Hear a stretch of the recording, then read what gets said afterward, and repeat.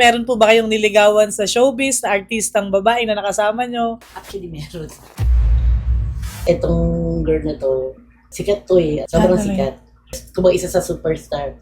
Pero kakaiba yung naging alaga sa akin na sobrang halos mamatay ako. Nawala siya. Hindi ako tinantanan ng kasi I don't, yung alam mo yung ano, yung wala akong confidence sa sarili Opo. ko. Siyempre, si Sir Toti Marie. Oy, Ayan sir po. pa. Hello guys! Sa susunod, si Sisang Sisikat, starring Susan Forrest. Sino? Sa susunod, si Sisang Sisikat. O, mas mabilis. Here is the Thank one. you. This is really pretty.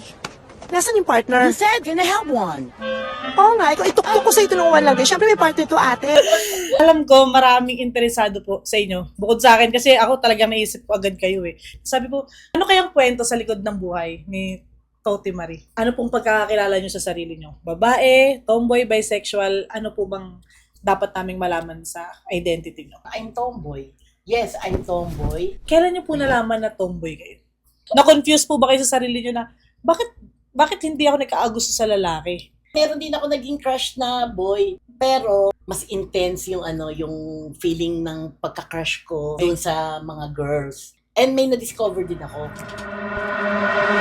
Yung boy na crush ko, tisoy-tisoy siya, lalaki siya, pero kasi mukhang girl. Gusto ko pa rin sumabay dun sa mga barkada kong mga girls na kinikilig sa mga boys.